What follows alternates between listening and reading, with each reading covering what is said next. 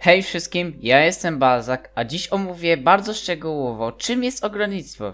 Czyli w skrócie, jak je zacząć, jakimi roślinami podnieść sobie poziom doświadczenia z ogrodnictwa, jakie są potrzebne czary i misje związane z ogrodnictwem, a także jakie rośliny są najlepsze do hodowli i gdzie je najlepiej farmić. Także bez przeciągania tego wstępu zapraszam was wszystkich do oglądania. Zacznijmy w takim razie od podstaw, czyż nie? Może was to zaskoczyć, ale bardzo dużo osób nie wie, czym jest ogrodnictwo lub nawet je kompletnie pomija. Jest to ogromny błąd. Ogrodnictwo to jedno z najważniejszych zajęć w Wizard 101. Znajduje się niemalże na równi z dbaniem o zwierzaka, a nawet byłbym skłonny powiedzieć, że jest ono tak samo ważne jak misje. Ogrodnictwo zostaje teoretycznie odblokowane na poziomie 12. Jednak, żeby w pełni się nim zająć, musimy rozpocząć poboczną misję Mulindy Wu pod tytułem Na początku było nasionko. Po jej rozpoczęciu mamy zobaczyć się z Farleyem, w języku polskim u nas jest to Heniek, nauczycielem ogrodnictwa wieży Golema. To on nauczy nas ogrodnictwa. Najpierw wysyła nas, byśmy zdobyli nasionko drzewa życia Fiony, a potem tłumaczy zasady ogrodnictwa. Najważniejsze z nich to oczywiście dbanie o rośliny, pielęgnowanie ich za pomocą czarów, np. zwalczanie owadów za pomocą speli zwalczającej je, podlewanie roślin, dawanie im słońca i tym podobne. Dzięki temu sprawiamy, że rośliny nie zaczynają chorować. Jest 6 stadium rozwoju roślin. Począwszy od sadzonki, potem jest młoda, dojrzała roślina, starsza, która daje, oraz dwie, które naprawdę nie chcemy, czyli faza usychania oraz ostatnia martwa roślina. Niestety rośliny potrzebują trochę czasu, by w pełni zebrać z nich plony, dlatego warto wspomnieć, że każda z roślin ma tak zwane swoje ulubione rzeczy. Są to nimi meble mieszkalne, dekoracje, inne rośliny czy też domy.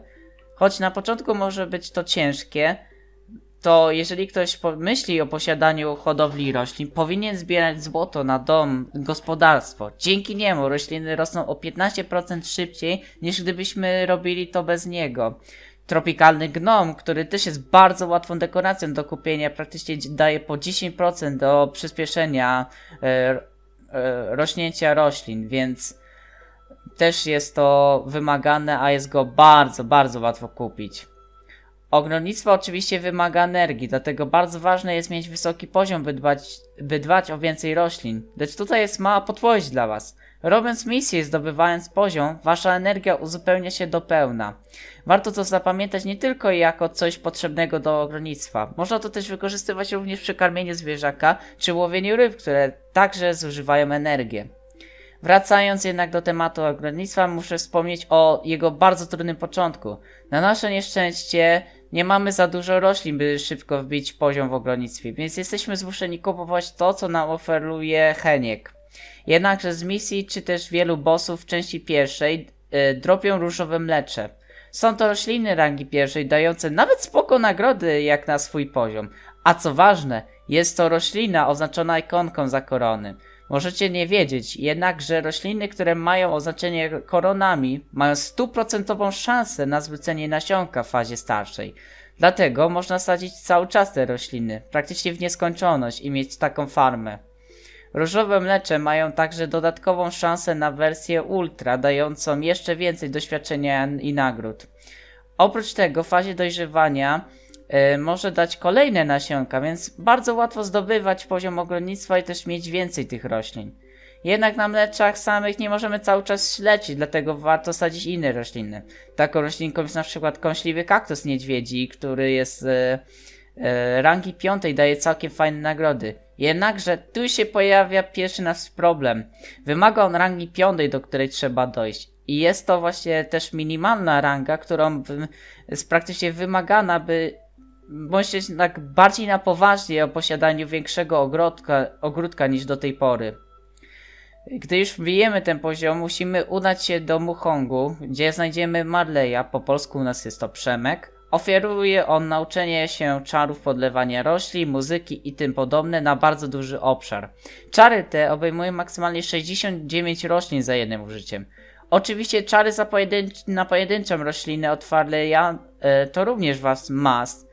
Jednak wracając do tematu liczby 69, zapamiętajcie sobie ją, bo będzie ona bardzo ważna. Przez ten cały czas sadzicie rośliny, jakie wam tylko właściwie wpadną. Niestety rośliny tych mniejszych rang nie mają aż takiego wielkiego znaczenia. Wyjątkiem są oczywiście rośliny z oznaczeniem za korony, no i rośliny ultra. Zanim przejdę w ogóle do tego, jakie rośliny są najlepsze do hodowli, muszę wspomnieć o jeszcze jednym ogrodniku, który jest kluczowy, jeżeli chcecie być bardzo wydajni i dosłownie posiadać masową hodowlę wielu roślin, taką jaką ja mam. Jest nim Roger Bushman. Znajduje się on w Avalonie, w Starym Opactwie. Jednak na początku jego tam w ogóle nie ma. Należy wykonać misje poboczne Jakuba Złote Pole, po angielsku Sumner Field Gold. Rozpocząć je można dopiero, gdy mamy minimalnie rangę 10 ogrodnictwa. Po zrobieniu misji będzie on, tutaj mówię oczywiście o Rogerze, będzie on dostępny w Starym Opactwie, gdzie za kwotę 300 000 złota i posiadaniu przynajmniej 15 poziomu ogrodnictwa sprzedaje jednych z najważniejszych czarów ogrodniczych. Pierwszy z nich jest zasać wszystkie rośliny i myślę, że tutaj nazwa już pokazuje, co to oznacza. Ale także sprzedaje takie czary jak usuń wszystkie grządki, gdzie usuwa oczywiście grządki bez utraty z waszych roślin, czy też drugą wiosnę. Są jeszcze inni trenerzy ogrodnictwa, ale oni nie są aż tacy ważni, takie pierwsza trójka, czyli Heniek, Przemek i Roger. Pewnie już kogoś zanudziłem tym gadaniem, więc teraz przejdźmy do tego, jakie rośliny są najważniejsze do sadzenia i gdzie je najlepiej dropić. Zacznijmy może od szeroko znanych i lubianych przez wszystkich czarodziei kanapowych leni. Są tak popularne, że nawet zrobiono rumaka z nimi. Jednak trudno się dziwić, że tak zrobili. Jest to najlepsza roślina w grze do hodowli. Wymaga ona zaledwie 3. poziomu ogrodnictwa i nie wymaga dużo do pielęgnacji. Wystarczy na nią zaledwie 35 punktów energii. Oczywiście jeżeli je mamy w masowej ilości. A drop z nich jest wręcz fenomenalny. Mają 100% szansę na danie nam karmy poziomu 9, która bardzo nam pomoże w rozwoju peta, a do tego fenomenalne złote karty, takie jak upoważanie, wzmocnienie, przekonanie itd. Przy okazji dają całkiem ładną ilość złota, a to z uwagi na to, że upoważanie jest bardzo drogie na bazarze, ale także nam dają karmy od rangi 5 do 7, którą możemy też sprzedawać na bazarze za całkiem solidną kwotę. I teraz pytanie się wam nasuwa, gdzie je najlepiej je farmić? Dla osób z niższymi poziomami polecam przełęcz Savarstad i 2 moby. Niestrudzonych wojowników lodu, których można znaleźć tutaj, jak pokazuję na filmie, oraz rozszczepionych barbarzyńców w obozie oczywiście barbarzyńców. Jednakże drop z nich nie jest taki duży. W ciągu godziny powinny wam wydropić maksymalnie 2 do 3 leni. A przynajmniej mi tak dropiły, możecie mieć więcej szczęścia. Dlatego na wyższe poziomy warto zacząć farmić mobki w Mirażu, takie jak sępy, czy też mumbajskich rebeliantów, czy też złodziei w jaskini rabusiów. Jednak ja uważam, że najlepszymi mobkami do farmienia są pająko małpy. Zapamiętajcie sobie tego mobka, bo on będzie praktycznie cały czas się powtarzać przy też innych roślinach. Następną z roślin, która jest warta uwagi, to diabelne ogniste groszki. Tak samo jak lenie dają gwarantowaną karmę 9 poziomu.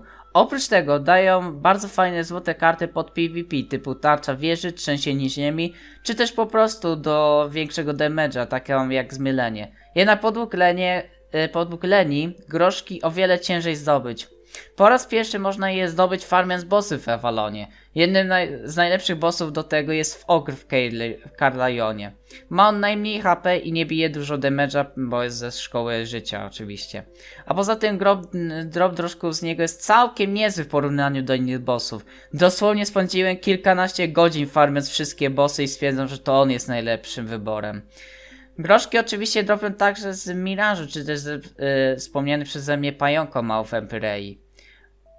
W trakcie wydarzenia 5 skrzynek dropią one również z opiekunki legend w Avalonie. To samo zapomniałem wspomnieć przy okazji kanapowych leni, które mogą dropić z Wizard City właśnie w tej pierwszej walce, ale niestety od jakiegoś czasu 5 skrzynek nie było, więc nie można tam dropić, a przy okazji niestety szansa na nie jest bardzo mała. Jednak wracając do groszków, drop na nie jest o wiele mniejszy jak na lenie, dlatego posiadanie dużej farmy ich może być bardzo czasochłonne i trudne. Trzecią rośliną będzie tutaj król parsley i jego wersja ultra. Wersja ultra jest fenomenalna i zaraz powiem dlaczego i jak łatwo ją zdobyć. Z mobów ze Smoczostanu oraz bossów po raz pierwszy leci król Parsley, zwykły. Będąc rośliną za korony, Parsleya nie można stracić. A najlepsze w tym wszystkim jest to, że w fazie dojrzewania jest w stanie zarówno zwrócić zwykłe nasiono, jak i wersję ultra. A nawet jakbyście nie chcieli farmić zwykły Parsley, to wersja ultra bardzo łatwo dropi, szczególnie na wyzwaniu Stukosia, praktycznie jest na niego największa szansa. I z obu Parsley lecą bursztyny, z czego to wersja ultra jest bardzo szanowana, można powiedzieć, wersją najlepszą do dropienia bursztynów, bo jest to najrzadszy składnik, który można zdobyć i on jest wymagany do tworzenia różnych speli. Oprócz tego król Parsley Ultra daje nam karmę poziomu 8 oraz inne różne rzeczy, takie jak oczywiście pozostałe rośliny Ultra.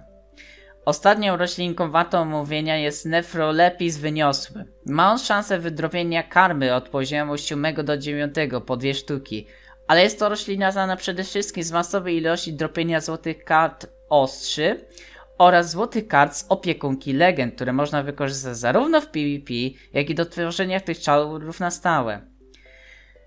Myślę, że tutaj byłoby to na tyle. Zapomniałem oczywiście wspomnieć, gdzie jeszcze dropią na wyższych poziomach, ale ja jestem w stanie stwierdzić, że spokojnie będziecie farmić te pająko małpy nieszczęsne. Oj, trzeba się nad nimi trochę namęczyć, no to one w końcu wydropią te wszystkie nasionka, jakie potrzebujecie. Przechodząc już do rzeczy, skoro już wiecie, jakie rośliny są najlepsze, to chyba czas wam pokazać, jak przygotować ogród i zrobić masową plantację. Do tego potrzebujemy kilku mebli. Pierwszym z nich jest długi niebieski dywanik, który można kupić spokojnie na bazarze, albo dostaje się go po wykonaniu misji pobocznej po pokonaniu ośmiornicy w Alei Trytonów. Matę podłogową tatanami, którą można również kupić na bazarze albo w Muhong, niski kwadratowy stół oraz 4 skrzynie lodów, które są do kupienia w Koroneksie za złoto. I robimy to tak, jak przedstawię to teraz na żywo. Wpierw zaczynamy od stołu, na którym dajemy ziemię. Tak, zasadzamy ziemię, tego słowa mi brakowało, bardzo przepraszam, zgubiłem się. I ją wstawiamy w ten sposób, jak teraz pokazuję. Chwilę trzeba niestety odczekać, to jest oczywiście animacja. I teraz bardzo ważne. Klikamy zaawansowane położenie, kiedy mamy niski kwadratowy stół. I wybieramy sobie opcję, tutaj po raz pierwszy wyświetla się taka informacja. Przełączaj pomiędzy wartością bezwzględną, a między ruchem względnym i bezwzględnym. Klikamy właśnie to. I po tym klikamy na wrażliwość i zsuwamy najniżej w dół, jak się tylko i wyłącznie da. To jest bardzo ważne. To pozwoli nam ruszać stołem na lewo i prawo bardzo niewielkimi ruchami, przez co to pozwoli nam posiadać ziemię jedna koło drugiej, przez co można zaplantować tutaj w moim przypadku lenię w bardzo prosty sposób. Praktycznie w ten sposób masowy, jak było już to widziane na początku filmiku. I teraz ruszamy o 4 w prawo, albo 4 w lewo, jeżeli chcecie na lewo, to jest już obojętne. No i sadzimy kolejną ziemię. Po tym ruszamy się do przodu, czyli znowu zaznaczamy to samo, bierzemy znowu zaawansowane położenie i teraz raz, 2, 3, 4 do przodu. I teraz bardzo ważna informacja. Tutaj będzie, żeby skupić się. Ruszamy się 2 razy po 4, czyli tak jakby 8 kratek w prawo albo w lewo, jeżeli chcecie. I w tym momencie dajemy kolejnego klomba. Zasadzamy w ten sposób 6 takich klombów. Żeby nie przedłużać, pokażę, przyspieszę oczywiście, jak zasadzam te klomby, żeby też was nie zanudzić.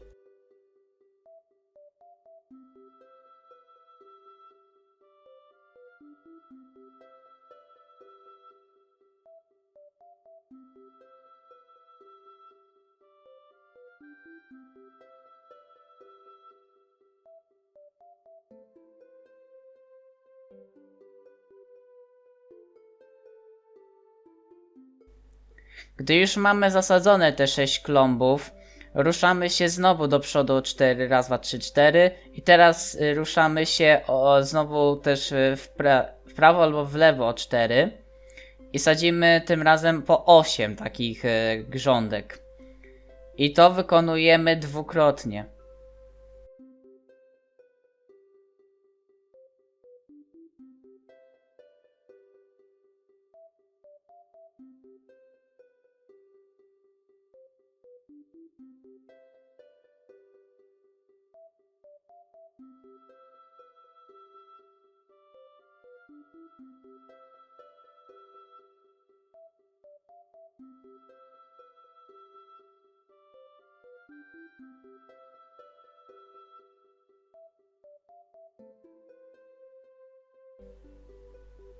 Gdy już mamy pierwszą taką grządkę w sumie 8 zaplantowanych klombów, ruszamy się znowu o 4 do przodu, ale nie ruszamy się już ani na prawo, ani na lewo, tylko zasadzamy po raz kolejny klomba i dopiero wtedy ruszamy się albo na lewo o 4, albo na prawo o 4.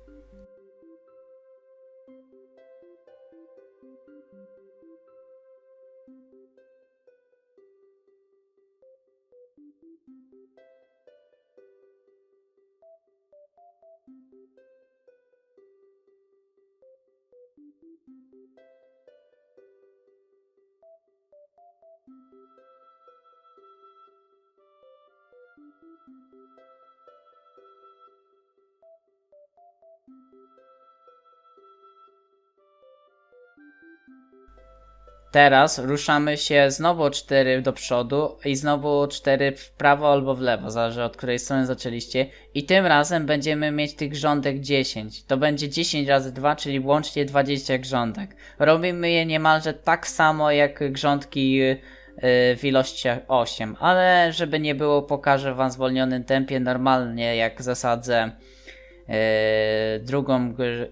drugi rządek po 10.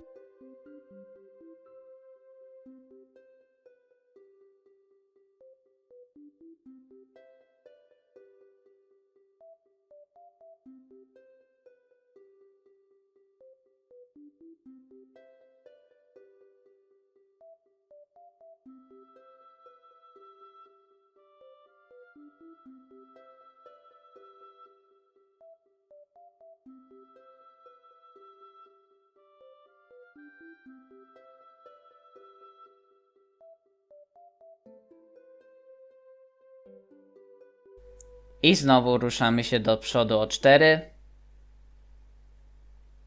No i sadzimy kolejnego klomba. I tak w kółko.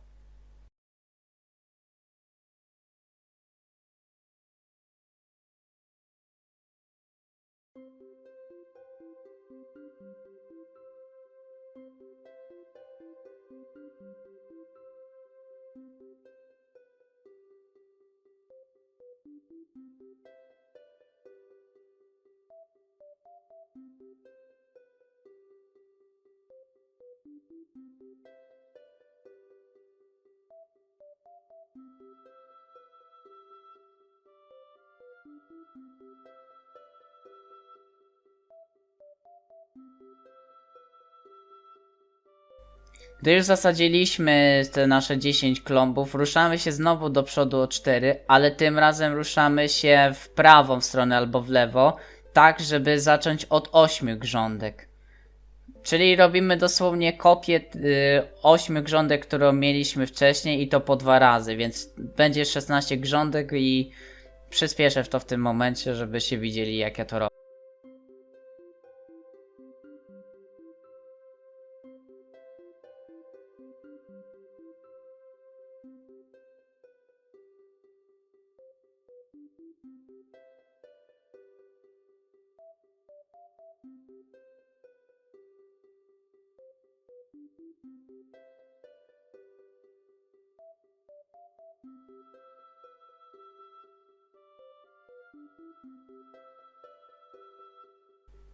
Gdy już udało nam się zrobić taką jedną grządkę, no to robimy oczywiście następną po 8 i w tym momencie będziemy mieli już to wszystko z głowy. Będzie kolejna grządka 8 klombów.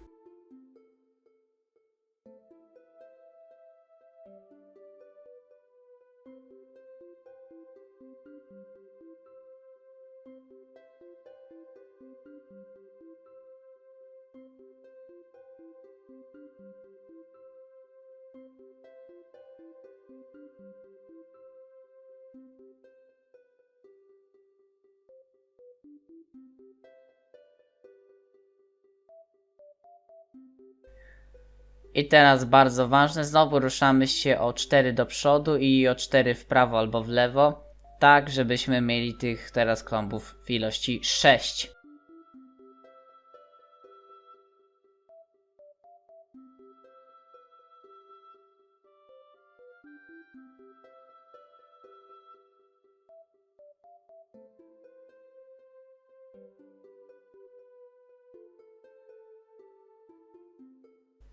Gdy już to zrobiliśmy, to na sam koniec przesuwamy już nasz stół znowu do przodu o 4, ale tym razem przesuwamy go aż o 10 kratek w prawo albo w lewo, zależy od której strony, tak żeby był mniej więcej na środku i dajemy 3 ostatnie grządki. Pierwsza oczywiście na środku. Druga będzie po lewej o 4 kratki w lewo i kolejna będzie o 4 kratki w prawo, więc jak cofamy się na środek, no to robimy raz, 2, 3, 4 i potem znowu raz, 2, 3, 4.